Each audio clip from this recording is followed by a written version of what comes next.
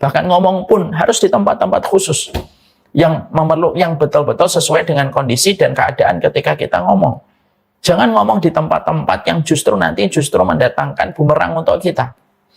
Ya, sampai ada kalimat itu. Dan itu menunjukkan kepada kita betapa luar biasanya menjaga lisan itu diatur secara detail dalam kehidupan orang mukmin. Karena kualitas dirimu itu ya tergantung pada apa yang kamu ucapkan. Makanya sampai kita mendapati bahkan ngomong yang baik pun diatur. Kapan kita bicara? Kalau kalian nanti menjadi ustadzah, para santriwati, kalau kalian menjadi ustadzah, kalian juga harus paham. Kita ini kalau bicara pun diatur. Supaya apa yang kita sampaikan, walaupun yang kita sampaikan ini konten-konten nasihat, itu pun ada aturannya. Tidak boleh terlalu sering menasihatin orang. Selamat datang di channel Langkah Iman Istiqomah. Jangan lupa like, komen, dan subscribe. Dan semoga kita semua mendapatkan ilmu yang bermanfaat. Amin. Alhamdulillah, tentunya senantiasa kita bersyukur atas apapun yang Allah berikan di dalam kehidupan kita. Bersyukur ketika kita mendapatkan rezeki yang banyak, itu adalah kebaikan. Tapi bersyukur ketika rezeki yang kita dapatkan tidak banyak, maka itu kemuliaan. Kalau kita bersyukur ketika uang kita ada 20 miliar, nah, itu adalah sebuah hal yang wajar, karena uang kita 20 miliar. Tapi ketika kita bersyukur pada saat harta kita tidak banyak, maka itu adalah kemuliaan. Ali bin Abi Thalib radhiyallahu anhu, beliau pernah ditanya tentang definisi takwa. Maka pada saat itu Ali bin Abi Thalib itu mengatakan, sesungguhnya definisi takwa itu salah satunya asyukru bil qalil, yaitu bersyukur pada takaran rezeki sedikit yang Allah berikan kepada kita. Kalau kita punya uang di rekening kita cuma 500.000, yang apabila kita gesek ATM 100.000 tinggal 400.000, tetapi kita tetap bersyukur kepada Allah, maka itulah yang disebut dengan kemuliaan. Bersyukurnya bukan ketika banyak, tetapi bersyukurnya ketika takaran rezeki yang kita peroleh dan yang kita dapatkan itu sedikit. Inilah yang menjadikan kita bermuamalah kepada Allah, bukan berdasarkan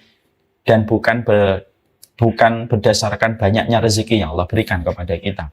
Kita bermuamalah, kita berinteraksi kepada Allah, kita bersyukur kepadanya, bukan karena banyaknya rezeki, bukan karena sedikitnya rezeki, tapi kita bermuamalah kepada Allah karena kita butuh kepada Allah. Dan apapun rezeki yang Allah berikan kepada kita, walaupun takarannya hari ini belum banyak, tapi kita tetap memberikan kesyukuran kepadanya di dalam perjalanan kehidupan kita ketika menjadi hambanya. Saya ulangi, bersyukur ketika kita mendapatkan harta yang banyak adalah kebaikan. Tapi bersyukur ketika rezeki kita itu sedikit, maka itulah kemuliaan.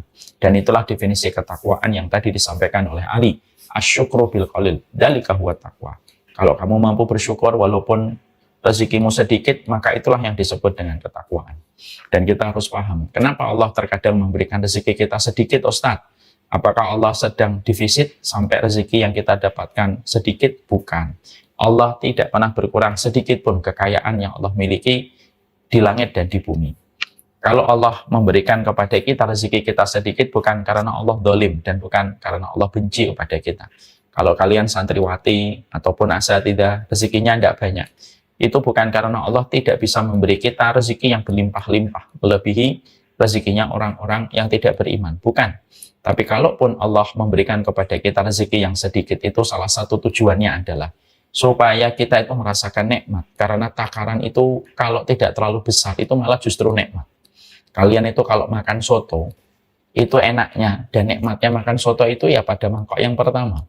Soto itu tidak terasa nikmat pada mangkok yang kelima, tidak nikmat pada mangkok yang ke-10. Kalian pernah makan soto? Makan soto itu nikmatnya pada mangkok yang pertama, terutama ketika sedang lapar. Tapi kalau sudah mangkok yang ketiga, sudah mangkok yang ke-10, itu tidak lagi terasa nikmat di dalam kehidupan, di dalam kita makan soto. Kadang-kadang Allah memberikan kepada kita rezekinya, cuma bisa makan sotonya itu 1 mangkok, tapi terasa nikmat. Makan durian pun sama, makan durian itu nikmatnya karena durian yang kita makan cukup terbatas. Coba kalau kita makan durian itu 2 truk, mungkin tidak ada nikmat itu. Nikmatnya durian kita rasakan di dalam perjalanan kita. Makan durian itu enaknya 1-2 buah aja. Coba kalau kalian makannya itu sampai 1 gudang, pasti kalian akan mabuk dengan duriannya. Dan itu menjelaskan kepada kita, Allah kurangi rezeki kepada kita, bukan Allah jahat kepada kita. Tapi Allah kurangi rezeki kepada kita supaya kita mudah untuk merasakan nikmat. Jadi teori kenikmatan itu menjadi lebih gampang kalau rezeki kita itu nggak terlalu banyak. Itulah yang menjadikan kita bersyukur setiap waktu dan setiap saat di dalam perjalanan hidup kita. Seluruh santriwati, dan seluruh keluarga besar Rumah Quran Ummu Khadijah yang semoga Allah rahmati. Kita tentunya paham betul bahwasanya perjalanan kita tiap bulan adalah membahas tentang qawaid nabawiyah. Karena sesungguhnya tidak ada pelita yang paling layak untuk kita lihat setiap waktu kecuali pelita yang ditinggalkan dan diwariskan oleh Nabi Shallallahu Alaihi Wasallam. Hidup tanpa petunjuk sebagaimana jasad tanpa ruh, tidak ada manfaatnya kita hidup kalau kita tidak mendapatkan petunjuk dari apa yang disampaikan oleh Nabi. Tidak ada orang yang paling tahu tentang kebaikan di dalam kehidupan kita kecuali adalah Nabi Muhammad, karena beliau dibimbing langsung oleh Allah dan dibimbing langsung pula oleh malaikat Jibril. Itulah yang menjadikan kita paham. Orang pintar selalu yang terdepan ketika mereka senantiasa mengedepankan setiap petunjuk yang disampaikan oleh baginda Nabi SAW. Kita tentunya ngambil contoh sebagai kalian paham betul. Sebelum hari ini kita sering sekali mendapatkan konten-konten kesehatan, bahwasanya salah satu konten kesehatan itu adalah jangan begadang, karena begadang itu merusak kesehatan kita. Semakin sering kita begadang, itu justru mengurangi kesehatan kita nanti di masa tua. Hari ini kita sering sekali mendapatkan konten-konten semacam ini dari para motivator kesehatan, dari para coach ataupun training atau trainer kesehatan, ataupun dari dokter. Padahal ini merupakan perkataan dan merupakan sebuah teori yang sudah dijelaskan oleh Nabi Shallallahu Alaihi Wasallam 1400 tahun yang lalu, ketika Nabi itu jarang sekali begadang. Dan Nabi itu diceritakan oleh beberapa sahabat, karena yakrahul hadis badal isya. Nabi itu tidak suka ngobrol habis isya. Beliau itu kalau habis isya pulang berbicara dari hati ke hati dengan para istrinya, setelah itu istirahat. Dan Nabi tidak pernah melakukan aktivitas itu terlalu lama setelah habis isya. Habis isya itu waktunya beliau pulang. Makanya para sahabat itu tidak pernah memberikan kegiatan apapun kepada Nabi itu habis isya. Ternyata perlu 1400 tahun berikutnya setelah Nabi wafat barulah terungkap bahwasanya ternyata memang begadang itu buruk. Makanya tidak salah ketika para fuqaha itu mengatakan bahwasanya makruh untuk begadang di dalam kehidupan sunnah. Sehingga yang paling baik adalah tidur habis isya, bangun di sepertiga malam, lalu kita melaksanakan sholat, istirahat kembali ketika sampai subuh. Dan itu jauh lebih baik. Itu hanyalah satu contoh. Yang terdepan itu bukanlah merek motor, tapi yang terdepan itu orang yang mereka senantiasa mengambil hadis Nabi menjadi petunjuk di dalam kehidupan. Karena kita seiring dengan waktu, seiring dengan perkembangan teknologi, semakin kita tahu ternyata semua hadis Nabi Shallallahu Alaihi Wasallam yang pernah disampaikan kepada kehidupan kita, semuanya itu benar dan tidak ada satupun yang meleset dari apapun yang disampaikan oleh petunjuk Nabi. Inilah yang menjadikan kita tidak boleh menjadi manusia yang paling awam tentang nabinya. Jangan sampai kita menjadi manusia yang paling bodoh terhadap nabinya. Karena sesungguhnya umat yang paling buruk adalah umat yang sudah Allah berikan kepadanya seorang nabi yang menjelaskan detail bagaimana menjalani kehidupan, tetapi justru umatnya yang paling tidak tahu tentang nabi. Hari ini banyak sekali santriwati, ada banyak sekali kaum muslimah. Mereka asing dengan nabinya, mereka asing dengan rasulnya, mereka tidak tahu dengan nabinya. Dan itu akan menjadi sebuah musibah. Ketika kita meninggalkan pelita, maka kita pasti akan terperosok kepada jurang yang sangat dalam. Maka sesungguhnya itulah yang menjadikan kita membahas tentang qawaid nabawiyah, yaitu kaidah-kaidah kenabian yang kita pelajari supaya kita mengerti tentang petunjuk Nabi di dalam perjalanan hidup kita. Sekarang mari kita buka kaidah yang ke-10. Kita akan mempelajari tentang satu kaidah yang disampaikan oleh Nabi Shallallahu Alaihi Wasallam. Al-kadhibu yahdi ilal fujur. Sesungguhnya dusta itu selalu mengarahkan kepada perbuatan kerusakan dan kemaksiatan. Ini menjadi pembahasan kita. Hadis ini merupakan hadis yang diriwayatkan oleh Imam Bukhari. Nomor hadisnya 5743 dan disampaikan pula di dalam riwayat Muslim. Nomor hadisnya 2607.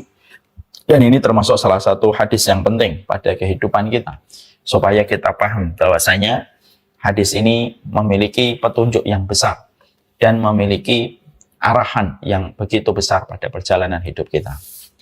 Sebelum kita berbicara tentang dusta, tentunya kita paham bahwasanya dusta itu adalah sesuatu yang dilakukan dan dirangkai oleh lisan.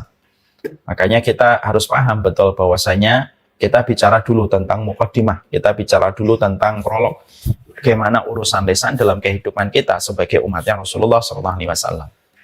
Urusan lisan itu bukan hanya urusan mulut, tetapi urusan lisan itu urusan yang lebih besar daripada urusan mulut kita. Karena ternyata berapa banyak kebaikan-kebaikan dari surga didapatkan seseorang, ya karena lisannya. Dan tidaklah seseorang mendapatkan musibah besar dan mendapatkan tragedi pada kehidupan dunianya, pada kehidupan akhiratnya juga karena masalah lisannya. Dan ini merupakan perkara yang terkadang sering tidak kita jadikan perenungan. Dan biasanya orang itu baru menyesali. Kapan mereka itu menyesali? Yaitu menyesali ketika mereka sudah mendapatkan berbagai macam musibah dalam kehidupan lisan mereka. Inilah yang menjadikan kita akhirnya paham bahwasanya masalah lisan itu bukan masalah yang sederhana dan tidak bisa dipandang sebelah mata urusan lisan ini. Makanya sampai kita mendapatkan bagaimana di dalam surat Qaf Allah sampai menyebutkan secara spesifik bahwasanya ada malaikat yang tugasnya itu mengawasi terus urusan lisan. Padahal yang dilakukan manusia kan bukan hanya ngomong. Ada yang dilakukan oleh tangan, ada yang dilakukan oleh kaki. Tetapi di dalam surat Qaf itu Allah menyampaikan ma yalfidhu min qaulin illa ladaihi raqibun atid. Tidaklah setiap ucapan yang keluar dari setiap manusia kecuali setiap ucapan itu disaksikan dan diawasi oleh malaikat yang ditugaskan oleh Allah, raqibun atid. Raqib dan atid yang sejatinya mencatat semua apapun yang diucapkan oleh manusia dengan kalimat dan setiap lafaz yang mereka ucapkan. Sampai kita ketika menyoroti ayat ini, kita patut untuk berpikir, sampai urusan sepenting ini masalah lisan. Sampai kita mendapati bahwasanya urusan lisan itu dikawal oleh dua malaikat bernama Raqib dan Atid. Untuk menunjukkan betapa besarnya kebaikan di dalam kehidupan yang kita dapatkan kalau kita menjaga lisan kita. Dan berapa banyak keburukan yang pasti kita akan jumpai. Berubah menjadi tragedi, berubah menjadi musibah. Disebabkan karena urusan lisan. Karena urusan lisan itu bukan urusan kecil, tapi dia urusan besar di sisi Allah. Saya sampaikan kepada kalian tentang satu hal. Untuk membuat perenungan untuk kita. Kalian tahu apa perkara yang paling banyak menyebabkan seorang wanita itu masuk neraka? Ternyata perkara yang paling banyak memasukkan wanita ke dalam neraka itu, yang paling banyak penyebabnya dan faktornya, ternyata bukan masalah ketika mereka membuka aurat. Bukan pula ketika mereka meninggalkan sholat. Tapi kalau kita merujuk dan kita korelasikan dengan pembahasan lisan, kita akan memahami ternyata penyebab terbesar masuknya wanita ke dalam neraka itu ya urusan lisannya. Karena urusan lisan itu bukan urusan kecil dan bukan pula perkara yang remeh-temeh. Makanya kita mendapatkan apa yang dikatakan oleh Nabi SAW, ra'aitun nar wa ra'aitu aksaru ahliha an-nisa. Aku melihat neraka dan aku melihat sebagian besar penduduk neraka itu adalah kalangan wanita.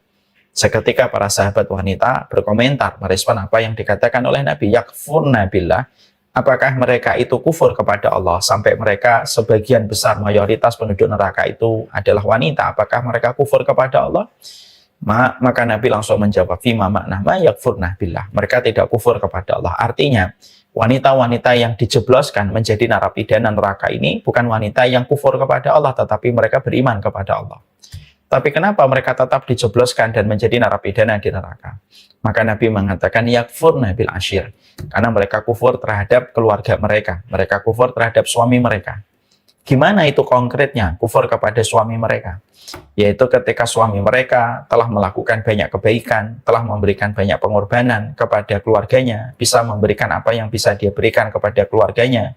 Tiba-tiba laki-laki suaminya ini melakukan satu kesalahan. Begitu cepatnya wanita disergap oleh emosinya, ditunggangi oleh setan. Lalu wanita ini berkata kepada suaminya, mali ro'aitu minka khairun qattun. Kenapa aku tidak melihatmu melakukan kebaikan sama sekali ketika kamu punya keluarga seperti kami? Coba kita bedah. Mali ro'aitu minka khairun qattun. Ini 4 kata. Tapi dari 4 kata ini ternyata menggelincirkan seorang wanita itu menuju kepada neraka. Dan itu menjadi sebuah penegasan untuk kita. Ternyata yang menyebabkan banyak perempuan mereka dijebloskan menjadi narapidana neraka itu bukan hanya karena mereka berzina, bukan karena minum khamar, bukan hanya karena dia hamil sebelum kawin, itu juga menyebabkan seseorang dijebloskan menjadi narapidana neraka. Tapi termasuk salah satu di antara perkara yang paling mayoritas memasukkan wanita ke dalam neraka itu urusan lisannya. Karena memang wanita itu diuji dengan lisannya, dan laki-laki itu diuji dengan matanya. Dan itu yang menjadikan kita semakin paham, urusan lisan itu bukan urusan kecil, tapi urusan besar. Makanya sampai kita juga mendapatkan ada hadis yang membuat kita merenung ketika kita bicara tentang masalah lisan, supaya kalian berhati-hati. Lisan itu harus selalu selektif untuk kita perhatikan setiap kalimat yang terucap pada lisan kita. Dan itu juga termasuk pada jempol kita, karena jempol kita itu mewakili lisan kita hari ini ketika kita bermedia sosial. Makanya sampai Rasulullah SAW di hadis yang lain juga menyampaikan kepada kita kan, fa'inal abda la yaqulu bil kalimah la yara fiha la yara ma fihi ba'san illa ab'adahullahu minha sab'ina kharifan. Ada hadis yang membuat kita khawatir betul hadis ini. Kata Nabi SAW, ada seorang hamba nanti pada waktu hari kiamat dijebloskan dia ke dalam neraka. Saking begitu dalamnya dia dimasukkan ke dalam neraka, maka dia sampai melewati 70 musim. Ada sebagian mengatakan 70 tahun dia dijebloskan begitu jauhnya ke dalam neraka. Itu tidak lain disebabkan hanya karena satu kalimat yang dia ucapkan. Lalu dia merasa bahwasanya kalimat itu tidak terlalu penting. Tapi gara-gara kalimat itu dia tergelincir menuju kepada neraka. Dan dia dimasukkan ke neraka bukan di permukaannya. Tapi dijebloskan ke neraka itu sejarak 70 musim. Dimasukkan ke dalam neraka sejarak 70 musim hanya karena satu ucapan. Yang dia pandang ucapan itu biasa, tetapi ternyata itu berat di sisi Allah. Makanya kemarin, kalian masih ingat kita pernah mendapatkan satu fenomena yang viral. Orang membuat AI, ya, lalu ternyata banyak dibuat video-video AI tentang memparodikan neraka. Lalu mereka berkata, ya inilah neraka, kita senang-senang. Mungkin dia menganggapnya itu guyonan. Mungkin mereka menganggap itu adalah humor. Tapi bisa jadi ini termasuk salah satu di antara perkara yang sudah disabdakan oleh Nabi. Ada seorang hamba yang mengucapkan satu kalimat ketika dia mengatakan, ya neraka enak juga ya, ternyata nggak mengerikan banget kok gitu. Tapi dari kalimat itu akhirnya Allah bisa jadi ada kemungkinan memasukkan ia ke dalam neraka sejarak 70 musim hanya karena satu kalimat. Yang mana dia pun yang mengucapkan tidak menyangka bahwasanya kalimat itu adalah kalimat yang besar. Tapi ternyata di sisi Allah itu besar sekali. Nah inilah yang menjadikan kita akhirnya semakin memahami betul betapa luar biasanya pada kehidupan kita tentang masalah urusan lisan. Makanya betul kata Hasan Al-Basri, perbedaan pendosa dan orang mukmin ketika mereka meletakkan lisan mereka. Orang mukmin itu mereka meletakkan hatinya itu di depan lisannya. Sehingga sebelum dia mengatakan sesuatu dipikir dulu oleh hatinya. Nanti ketika hatinya sudah setuju, dia berkata. Kalau hatinya tidak setuju, dia menutup. Dia menutup mulutnya dan tidak berbicara. Ini beda dengan orang munafik. Dan ini beda dengan para pendosa. Para pendosa itu, kata Hasan Al-Basri, mereka meletakkan mulutnya di depan hatinya. Ngomong dulu, baru difikirkan. Kalau sudah ngomong, tiba-tiba ada sesuatu, baru nanti difikirkan hatinya. Baru dia nyesal, baru dia memikirkan ini dan memikirkan itu. Tapi setelah ngomong, makanya orang mukmin itu sederhana. Apa bedanya orang mukmin dengan orang munafik dalam perspektif lidah? Dalam perspektif lisan, orang mukmin itu dia meletakkan hatinya dulu itu di depan mulutnya. Sehingga setiap ucapan itu di-screening dulu. Difilter dulu. Mana yang perlu diucapkan dan mana yang tidak perlu diucapkan. Kalau dia mendapati hatinya setuju untuk berkomentar, maka mulutnya akan berkomentar. Tapi kalau dia merasa tidak ada kebaikannya untuk berkomentar, maka dia tidak berkomentar. Orang yang beruntung itu orang yang meletakkan hatinya itu menutupi lidahnya, menutupi lisannya. Sehingga hatinya yang terus bekerja untuk menentukan apa yang perlu dikomentari, apa yang perlu direspon, apa yang perlu dikatakan. Tapi kalau orang munafik itu mereka meletakkan hatinya di belakang lisannya. Sehingga ngomong, nyablak kemana-mana, dia ngomong berbicara apa saja, baru hatinya nanti merespon dengan penyesalan. Dan itulah yang menjadikan kita semakin mengerti. Kualitas kehidupan kita itu tergantung bagaimana kita menjaga lisan kita, kapan kita bicara, kapan kita tidak bicara. Makanya ada satu kaidah yang kalian harus paham. Likulli maqal maqam wa likulli maqam maqal. Kalau kamu ngomong, diperhatikan tempatnya. Dan setiap tempat ada omongan-omongan yang khusus dan spesifik. Artinya, kalaupun ngomong, itu tidak bisa kita ngomong itu sembarangan. Bahkan ngomong pun harus di tempat-tempat khusus. Yang betul-betul sesuai dengan kondisi dan keadaan ketika kita ngomong. Jangan ngomong di tempat-tempat yang justru nanti mendatangkan bumerang untuk kita. Ya, sampai ada kalimat itu. Dan itu menunjukkan kepada kita betapa luar biasanya menjaga lisan itu diatur secara detail dalam kehidupan orang mukmin. Karena kualitas dirimu itu ya tergantung pada apa yang kamu ucapkan. Makanya sampai kita mendapati bahkan ngomong yang baik pun diatur. Kapan kita bicara? Kalau kalian nanti menjadi ustadzah, para santriwati, kalau kalian menjadi ustadzah, kalian juga harus paham. Kita ini kalau bicara pun diatur. Supaya apa yang kita sampaikan, walaupun yang kita sampaikan ini konten-konten nasihat, itu pun ada aturannya. Tidak boleh terlalu sering menasihatin orang. Makanya ada satu kaidah al-iqtisad fil mawaid. Sesungguhnya kalau kamu ingin memberikan tausiah, ingin mengingatkan orang, itu sederhana. Jangan terlalu hulu, jangan terlalu over. Yang menyebabkan orang yang mendapatkan nasihat kita itu menjadi muak, menjadi bosan, dan akhirnya muntah dengan nasihat yang kita sampaikan kepadanya. Hatta menyampaikan kalimat Allah saja, hatta menyampaikan nasihat kebaikan dan menyampaikan nasihat kebenaran pun diatur, jangan terlalu sering, supaya orang yang mendengarkan apa yang kita sampaikan itu jangan sampai mereka merasa muak dengan apa yang kita sampaikan, karena yang kita sampaikan itu terlalu over. Makanya Imam Nawawi sampai membuat satu bab khusus yang dinamakan al-iqtisadu fil mawaid. Kalau kamu ingin memberikan nasihat sama orang itu jangan terlalu berlebihan, omongannya itu jangan terlalu lama. Makanya sampai kita mendapati majelis ilmu itu juga sebenarnya kalau kalian nanti menjadi ustadzah, kalian juga harus paham nanti kalau kalian menjadi ustadzah, jangan mentang-mentang menjadi ustadz, jangan mentang-mentang kalian menjadi ustadzah, lalu kalian tuh ngomongnya 2 jam, 3 jam, tidak ada henti-hentinya. Jangan. Kalaupun kita menyampaikan kalimat Allah, kalaupun kita menyampaikan hadis Nabi pun harus diatur supaya apa yang kita katakan tidak menyebabkan orang itu menjadi benci dengan apa yang kita sampaikan. Makanya sampai ada satu kaidah dari nasihat para ulama. Idza talal majlis fakana li syaitan nasibu. Majelis ilmu itu kalau terlalu lama, maka sesungguhnya banyak setannya. Kalau ada seorang dai, ada seorang ustadz, ada seorang guru, ngomongnya itu lama, tidak berhenti-berhenti, setan itu nanti banyak. Yang asalnya khusyuk mendengarkan, yang asalnya serius mendengarkan, seiring ketika kalimatnya itu terus-menerus dan tidak berhenti-berhenti, maka orang tidak bisa memberikan perhatiannya dan tidak bisa memberikan konsentrasinya kalau sudah terlalu lama. Sampai psikologi kita yang menyampaikan kebenaran ketika menjadi guru pun diatur supaya jangan mentang-mentang kita menyampaikan kebenaran, supaya jangan mentang-mentang kita menyampaikan kebenaran, tetapi justru akhirnya menjadi kontraproduktif dan bumerang ketika kalimat yang kita ucapkan tidak diatur dengan ilmu. Makanya kalian pasti tahu kan, khutbah Jumat yang paling afdol, yang paling utama, khutbah Jumat yang panjang atau khutbah Jumat yang panjang atau khutbah Jumat yang pendek. Yang paling afdol itu khutbah Jumat yang pendek. Min qisril khutbatihi. Orang yang paham sunnah itu kalau menyampaikan khutbah itu tahu kalau khutbah yang paling bagus itu tidak terlalu panjang. Kenapa kita ini kalau menyampaikan khutbah Jumat itu jangan terlalu panjang? Karena manusia itu harus dijaga kejiwaannya ketika dia menerima khutbah, jangan terlalu lama. Supaya dia bisa merespon setiap ucapan sang khatib dan bisa memberikan kepadanya ilmu, memberikan kepadanya petunjuk ketika jumlahnya itu tidak terlalu panjang.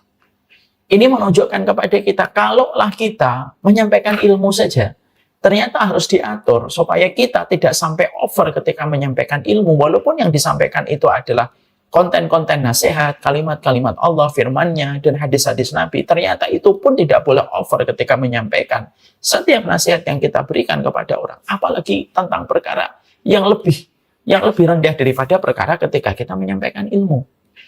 Itulah yang menjadikan kita semakin paham. Urusan lidah itu bukan hanya urusan kita tidak boleh ngomong yang menyakitin orang. Bukan hanya tidak boleh ngomong ketika kita nanti dusta. Tidak. Sampai ketika kita bicara pun diatur secara detail pada kehidupan kita. Supaya kita paham. Urusan lidah kita adalah urusan antara surga dan neraka. Makanya tidak salah kalau kita mendapatkan. Kalian kalau pernah lihat ada botol bersoda. Nah ini saya ambilkan sebuah analogi. Ada botol enggak? Kalau kalian mendapatkan ada botol bersoda, saya ambilkan supaya kalian mudah ilustrasinya. Karena dengan contoh menjadikan kalian lebih mudah paham. Kalau ada botol bersoda, saya kocok gitu, sekencang mungkin. Ini misalnya, ini anggap aja ini botol. Ini ada botolnya. Ini saya kocok. Dan di sini ada sodanya. Maka ketika saya membuka botolnya, Maka seketika air yang ada di dalam botol ini seketika keluar setengahnya. Misalkan ini 100 mili, maka mungkin 75 milinya sudah keluar. Tapi kalau saya kocok botolnya, tapi saya tidak buka ini tutupnya, maka airnya tetap ada di dalam sebagaimana volumenya tidak berkurang. Misalkan di sini 100 mili, ya tetap 100 mili selama saya tidak membuka botolnya. Ini merupakan kias, ini merupakan analogi sederhana. Bahwasanya kehidupan kita itu, kualitas kita itu sebagaimana air di dalam satu botol. Mulut kita itu tutupnya. Kalau kamu tidak membuka tutupnya, maka air ini tidak akan berkurang. Tapi kalau kamu membuka ini tutupnya, maka air ini akan jauh berkurang. Kualitas manusia itu terkadang dapat dilihat dari penjagaan kepada lisannya. Sekalinya dia ngomong terlalu banyak, itu justru kualitasnya itu akan diketahui, ya nggak ada apa-apanya. Tapi ternyata kalau dia terkadang tahu kapan bicara, kapan tidak perlu bicara, kapan perlu komen, kapan tidak perlu komen, itu justru kualitasnya terjaga. Makanya inilah yang menjadikan kita akhirnya memahami urusan lisan itu urusan besar. Urusan lisan itu kalau memang tidak salah, para ulama sampai mengatakan urusan lisan itu antara surgamu dan nerakamu. Tidaklah orang ketika mereka dimasukkan ke neraka, kecuali penyebab banyaknya manusia dimasukkan dan dijebloskan menjadi narapidana neraka, itu kecuali karena lisannya. Itu karena lisannya. Dan itulah yang menjadikan kita akhirnya paham betapa besarnya urusan lisan dalam kehidupan.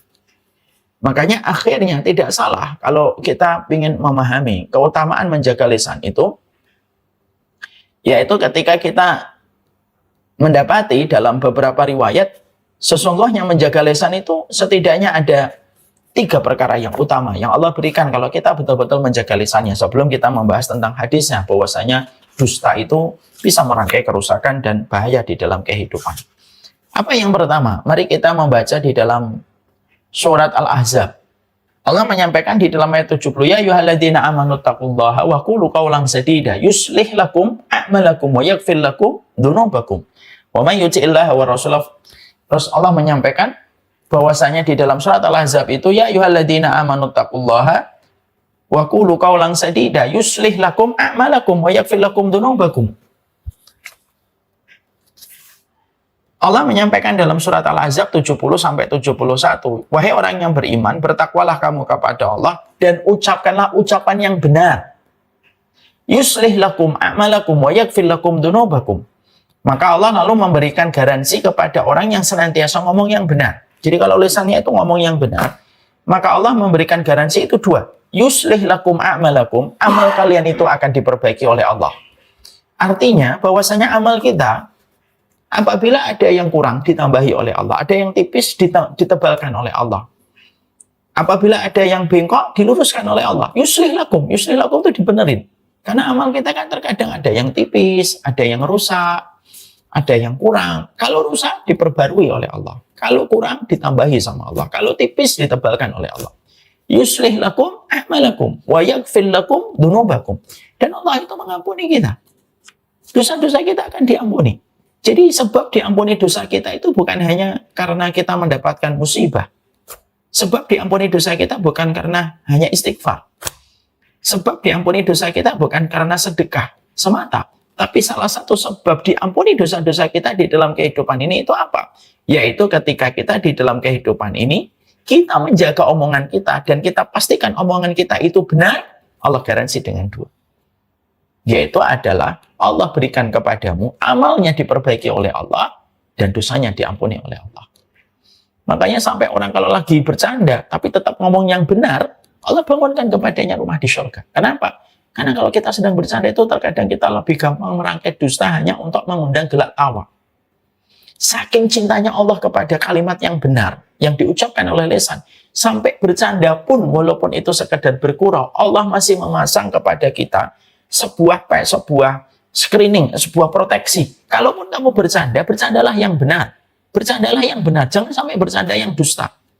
Sampai begitu besarnya Allah mencintai amal ketika orang itu bercanda tetapi benar, Allah membangunkan kepadanya sebuah rumah di surga. Jadi ternyata penjagaan lisan ini ternyata sama dengan penjagaan masalah fikih ibadah, sama dengan penjagaan kita dalam ibadah. Orang yang menjaga ibadahnya mendapatkan Di sisi Allah itu amalnya diperbaiki, diampuni dosanya. Tapi ternyata bukan hanya itu saja. Ternyata lisan itu bisa kita jadikan menjadi tempat dan bisa menjadikan kita beribadah dengan lisan kita. Makanya lisan itu akhirnya apa? Memberikan kepada kita dua garansi itu. Allah memperbaiki amal kita. Makanya para ulama itu, kalaupun mereka bercanda, mereka itu bercandanya itu sampai betul-betul tidak pernah keluar dari kebenaran. Contoh nih, ada seorang ulama itu bercanda. Pernah ditanya, kalau nggak salah Imam Asy-Sya'bi, beliau pernah ditanya, apakah iblis itu punya keturunan? Iya. Berarti dia kawin? Iya. Siapa nama istrinya iblis? Imam Asy-Sya'bi mengatakan, saya tidak tahu nama istrinya iblis, karena pas ketika nikah saya tidak diundang. Itu bercanda, tapi tetap tidak keluar dari konteks kebenaran. Itu tetap tidak keluar dari konteks kebenaran. Makanya sesungguhnya itulah yang menjadikan kita. Kenapa para ulama hati-hati? Walaupun mereka tetap bercanda, mereka tetap manusia biasa yang mereka memiliki sisi humanisme. Tapi mereka pun tidak pernah keluar dari kalimat kebenaran. Karena mereka tahu, yang Allah paling cintai dalam kehidupan kita itu omongan yang benar. Omongan yang benar itulah yang kita mendapatkan di dalam surat Al-Ahzab 70 dan 71. Ya ayyuhalladzina amanu taqullaha wa qulu qawlan sadida yuslih lakum a'malakum wa yaghfir lakum dzunubakum. Itu menjadikan akhirnya kita memahami betul. Sekali lagi kualitas kehidupan kita itu sangat tergantung bagaimana urusan lisan kita dan urusan lidah kita. Inilah perkara yang sejatinya terkadang kita tidak kontrol. Ya. Padahal kita menyampaikan tausiah saja diatur loh. Jangan terlalu over, jangan terlalu lama. Apalagi ketika kita mengucapkan kalimat-kalimat yang di dalamnya tidak ada tausiah, tidak ada kalimat Allah. Menyampaikan kalimat Allah aja diatur supaya jangan sampai over, apalagi ketika kita menyampaikan sesuatu yang di dalamnya tidak ada kalimat Allah. Untuk memberikan kepada kita tentang satu arti yang cukup penting untuk kita pahami. Urusan lidah itu, sampai Allah turunkan malaikat secara khusus. Ma yalfidhu min qawlin illa ladaihi raqibun atid. Supaya orang itu berhati-hati terhadap lidahnya. Makanya saya pernah mendapati sebuah kisah nyata tentang Imam Ahmad. Imam Ahmad bin Hanbal rahimahullah ta'ala itu pernah, beliau itu ketika sakit, Imam Ahmad itu pernah ngerang. Dia ngerang. Ya Allah, sakit ya Allah gitu. Nih terus terang saya belum bisa ya, tapi kita ngambil inspirasi dari seorang laki-laki solih setingkat Imam Ahmad. Ketika beliau ngerang rasa sakitnya, ya Allah gitu. Dan kita boleh ngerang sebenarnya selama hati kita tetap ridho. Lalu ada sahabatnya, Imam Ahmad itu datang kepada Imam Ahmad, lalu berbisik kepada telinganya Imam Ahmad. Wahai Imam Ahmad, anak khawatir, erangan kamu termasuk kalimat yang nanti dicatat oleh malaikat Raqib dan Atid dan dimintain pertanggungjawaban sama Allah. Coba untuk kalian bayangkan, para santriwati, beliau lagi dalam kondisi sakit, kan refleks secara otomatis kan orang kalau lagi sakit, ya Allah, ya Allah. Kan begitu biasanya orang kalau sakit. Lalu ada orang yang datang menasihati Imam Ahmad bin Hanbal, lalu mengatakan, anak khawatir ini, erangan ini nanti termasuk di antara ayat yang Allah sampaikan di dalam surat Qaf. Ma yalfidhu min qawlin illa ladaihi raqibun atid. Maka semenjak beliau dibacakan surat Qaf itu, ma yalfidhu min qawlin illa ladaihi raqibun atid, semenjak saat itu Imam Ahmad itu kalau mau mengerang, digigit itu lidahnya. Setiap dia mengerang, digigit itu lidahnya. Setiap mau mengerang, digigit lidahnya. Dan semenjak saat itu beliau tidak pernah mengerang sampai akhirnya meninggal dunia. Padahal kan maaf, kita boleh nggak mengerang Ustaz? Boleh. Selama tetap hati kita ridho. Tapi kenapa Imam Ahmad tidak mau mengerang? Saking hati-hatinya mereka terhadap urusan lidah, sampai mengerang dalam sakit pun mereka tahan dan mereka lebih memilih untuk menggigit lidahnya daripada mereka mengerang. Untuk memberikan kepada kita perhatian para ulama besar itu, perhatian orang-orang yang menjadi penghuni surga itu terhadap lisannya itu urusannya besar sekali. Dan itulah yang menjadikan kita semakin paham kenapa para orang-orang solih yang ada pada agama ini sangat menjaga urusan lidah mereka, karena itu urusan besar pada kehidupan. Dan kita dijelaskan, yuslih lakum a'malakum wa yaghfir lakum dzunubakum. Yang kedua, yang kita harus pahami tentang urusan lidah. Urusan lidah itu merupakan salah satu modal penting ketika nanti menjadi orang tua supaya Allah mensolihkan keturunan kita. Jadi kalau Ustadz Deden misalkan ingin untuk mencetak anak-anaknya menjadi solih, itu bukan hanya kesolihan Ustadz Deden, tapi juga tergantung omongannya Ustadz Deden. Kalau tidak selalu dalam bingkai kebenaran, maka ucapan-ucapan itu akan menjadi sebab Allah mensolihkan keturunannya. Saking kuatnya kebaikan dari ucapan-ucapan yang benar itu, sampai hasilnya itu pun dirasakan oleh keturunannya. Makanya Allah menyampaikan di dalam surat An-Nisa ayat 19, An-Nisa ayat 9. Wal yakhshal ladina law taraku min khalfihim dzurriyyatan dhi'afa khafu 'alaihim falyattaqullah wal yaqulu qaulan sadida. Ayatnya Allah menyampaikan, hendaklah takut orang yang akan meninggalkan di belakang mereka anak-anak yang lemah. Yang mereka itu khawatir anak-anak itu nanti menjadi beban setelah sepeninggal mereka. Lalu Allah menyampaikan, kuncinya apa supaya kita tidak meninggalkan keturunan-keturunan yang lemah? Maka kalau kamu tidak ingin meninggalkan anak keturunanmu lemah, ada dua yang disampaikan oleh Allah di dalam surat An-Nisa ayat ke-9. Wal yattaqullaha. Ya, falyattaqullaha, hendaklah kamu itu bertakwa kepada Allah, wal yaqulu qaulan sadida. Yang kedua, bertakwalah kepada Allah dan kalau ngomong yang benar. Jadi ternyata kita sampai mendapati bahwasanya omongan yang benar itu bisa mencetak keturunan anak-anak kita nanti menjadi anak-anak yang dikuatkan oleh Allah sepeninggal kita. Jadi kalau kalian nanti menjadi ibu, kalian menjadi istri, perhatikan ucapan kalian yang benar. Karena ternyata ucapan kalian yang benar itu menjadikan janin yang kalian kandung, yang kalian lahirkan, putra-putri yang kalian sayangi, itu akan dijaga oleh Allah, dikuatkan oleh Allah sepeninggal kita. Nanti setelah kita meninggal dunia, anak-anak kita akan mendapatkan kekuatan dalam hidup mereka. Disebabkan apa? Dua. Falyattaqullaha, ketakwaan dari orang tuanya. Yang kedua itu apa? Wal yaqulu qaulan sadida. Yaitu ketika mereka itu berkata dengan perkataan yang benar. Jadi ini menjadikan kita akhirnya paham, Masya Allah ya, ternyata kita mendapati bahwasanya kehidupan lisan itu, dampaknya itu, multi efeknya itu sampai panjang. Bukan hanya kembali kepada pelakunya, orang tuanya, bahkan keturunannya pun akan dicetak oleh Allah dengan cetakan khusus, dengan penjagaan Allah secara istimewa, ketika orang tuanya itu senantiasa menjaga dua, ketakwaan dia dan perkataan-perkataan yang benar. Ini namanya multi efek kebaikan. Makanya terkadang anak-anak kita atau anak-anak keturunan orang itu lemah, menjadi beban bagi orang lain. Mungkin mereka menjadi peminta, mereka bodoh, akhirnya disetir dan akhirnya dimanfaatkan banyak orang. Kenapa? Karena punya kualitas orang tua yang senantiasa tidak menjaga lisan. Akhirnya apa? Kualitas banyak orang hari ini tuh anak-anak, Masya Allah, lemah. Masalah hiburan lemah, masalah menghadapi kemaksiatan lemah.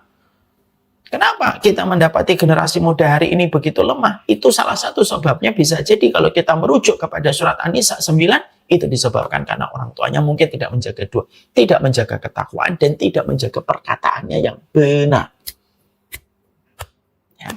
Jadi akhirnya di situ kita mendapatkan penting sekali dalam kehidupan seseorang itu, mereka itu senantiasa menjaga lisan mereka.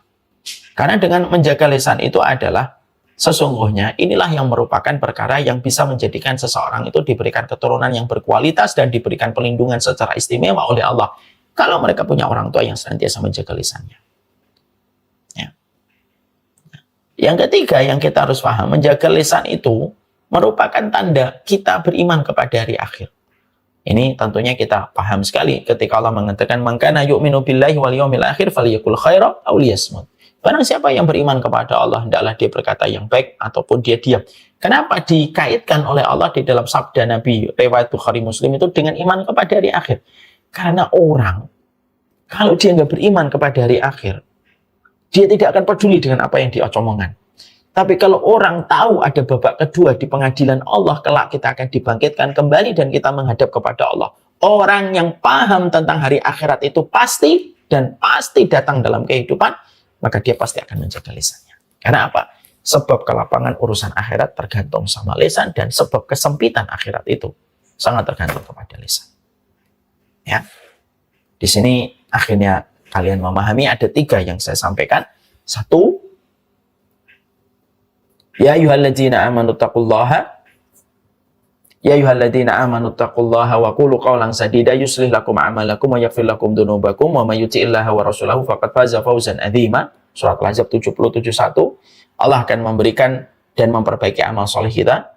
Allah akan mengampuni dosa kita. Yang kedua, Allah akan menjaga keturunan kita. Dan yang ketiga, tidak ada yang menjaga lisannya kecuali adalah orang yang sudah sempurna dalam urusan akhiratnya.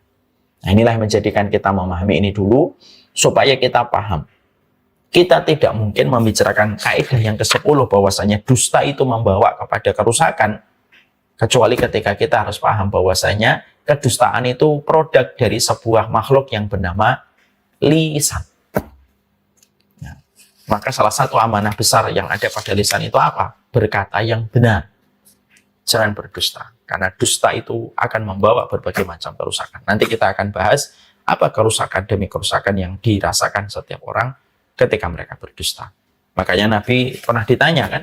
Nabi pernah ditanya, apakah ada orang mukmin yang bakhil? Ada. Apakah ada orang mukmin yang pengecut? Ada. Adakah orang mukmin yang berdusta? Tidak ada. Ada orang mukmin yang bakhil? Banyak. Dan itu pun dibenarkan oleh Nabi. Ada orang mukmin yang bakhil.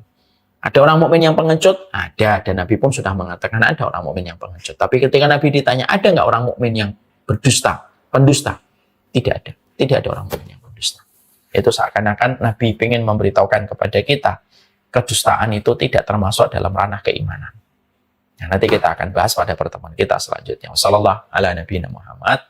Tidak terasa sudah 1 jam. Kajian kita lebih dari 10 menit dari yang ditetapkan. Nah, sebagaimana tadi saya sampaikan, majelis ilmu kalau terlalu panjang, nanti banyak setannya. Kalian yang asalnya khusyuk, lama-lama tidak khusyuk. Yang asalnya kalian pengen mendengarkan, lama-lama nanti tidak mendengarkan. Sebagaimana tadi saya menyampaikan, al-iqtisadu fil mawaid. Kita pun harus sederhana di dalam kita memberikan nasihat, artinya sederhana itu jangan terlalu lama.